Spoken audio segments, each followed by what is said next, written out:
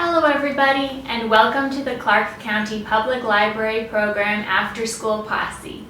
My name is Miss Amanda, and today I'll be reading you a book and showing you a craft that you can make at home. Today we're reading Kamishibai Man by Alan Say with permission from Houghton Mifflin Harcourt.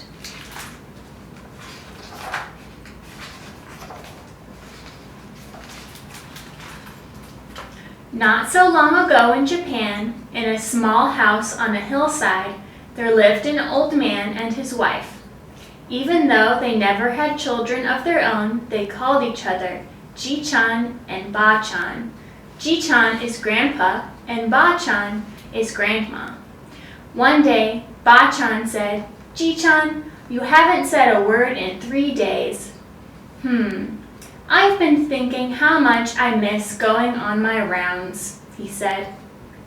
Ba-chan stared. "How many years has it been?" she asked. Yes, quite a while. But my legs are good, and I've kept the bicycle in good order." "I don't know, but one day won't hurt, I suppose. Should I make some candies?" "That would be very nice," Ji-chan said. The next day, Ji-chan rode his bicycle down the hillside in the first light of morning. How many years has it been?" he asked himself. "And do I remember such a fine morning? All so fresh and young. Well, good morning to you, rickety old bridge, still going strong after all these years." He began to hum a tune that his mother used to sing when he was a small boy.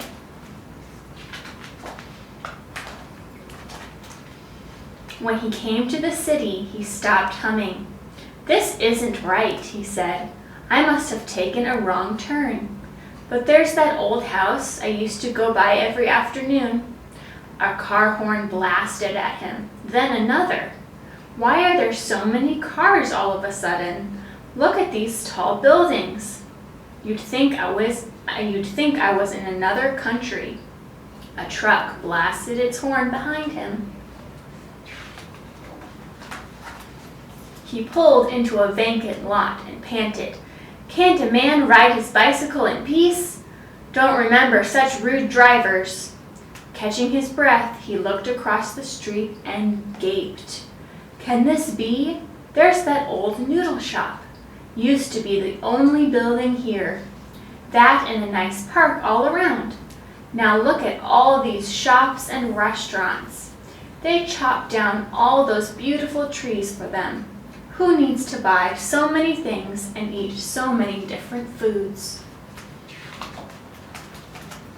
Shaking his head, he slowly took the canvas off the box on his bicycle. He propped up the stage and checked the story cards inside, patting each painting. Then he opened the bottom drawer in the box. You little jewels," he said, and started to hum again. "Thank you, Ba-chan. You make such good candies, just like in the old days." From the top drawer, he took out 2 wooden blocks, and holding one in each hand, he hit them together. A sharp, loud clack rang out. "Come gather round me, little ones. Your Kamishibai man is here again. Clack, clack. Come get your sweets and listen to my stories. Clack, clack, clack." Ah, yes, I can see you now, all your bright faces clasping coins in your little hands. So happy to hear my clappers, so happy to see your Kamishibai man. Patience, everyone. You'll get your sweets, each and every one of you. I have all of your favorites, red ones and green ones, and the soft ones on sticks. And here comes that little boy, the one who never has any money. I'll get to him later. So which story will it be today? The mighty peach boy, born from a giant peach? But wait, let's start at the beginning. Long, long ago, there once lived an old man and his wife who had no children. after The Peach Boy, The Bamboo Princess was a nice change, a gentle story. Then my favorite, The Old Man Who Made Cherry Trees Bloom. And when I was finished, you all went home happy, except for that poor boy. Would you like a candy? I asked once. He said, I don't like candies, and ran away. Then one night, I was going home and saw a crowd of people gathered in front of a shop. They were staring at something called television. I was curious too, but not for long. It showed moving pictures. They were all jerky and blurry and had no colors at all.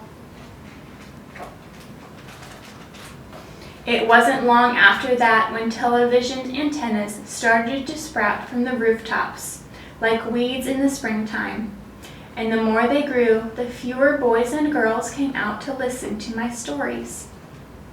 How can they like those blurry pictures better than my beautiful paintings? I asked. But there was nothing to be done. As I went around the familiar neighborhoods, the children started to act as though they didn't know me anymore. Even so, I went on clacking my clappers, and one day a little girl poked her head out the window and shushed me. Imagine a little girl shushing me. The Kamishibai man was making too much noise. I sat on a park bench and ate a candy for lunch. How could the world change so quickly? Was I a bad storyteller? Then that boy came, the boy who didn't like candies. Why aren't you watching television? I asked. I don't like television, he said. But you like my stories, I said, and he nodded his little head. I got up and set the stage. What's your favorite story? I asked. Little 1 inch, he answered. So I told him the story of a brave little boy who was only 1 inch tall. And as I told the story, the boy never looked at the picture cards in the stage. He was looking at me the whole time, with his mouth wide open. He even smiled now and then. When I finished the story, I started to take out some sweets to give to him. But he was already running away. Wait, I shouted, but he kept running and never turned his head. That was the last time I saw that boy. That was the last day I was a Kamishibai man. I was that boy, a loud voice cried out. Startled, the Kamishibai man looked up and saw that a large crowd had gathered before him. I grew up with your stories, someone else shouted. Tell us Little 1 inch again, and the Bamboo Princess, the Peach Boy. I started to say something. The people began to clap their hands. He took a deep bow, and the applause got louder.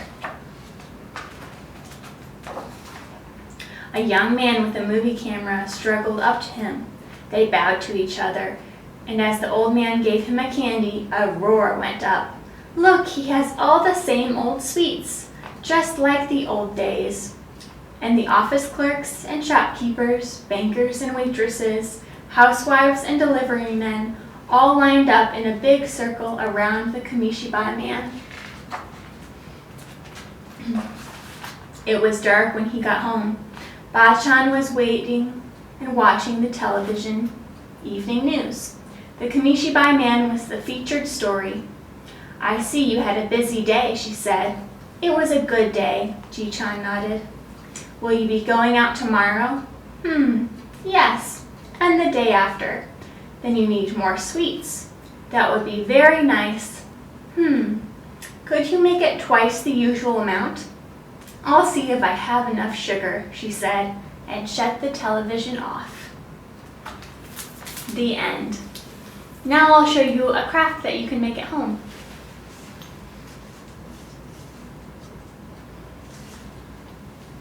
Here I've made a paper lantern. For this project, you'll need some colorful paper and a string and some scissors.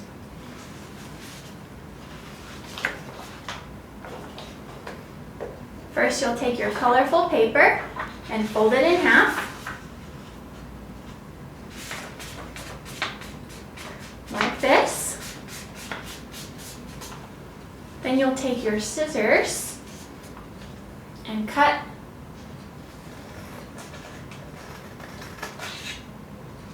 like this, all the way down the paper. And then you'll open it and tape or glue your ends together.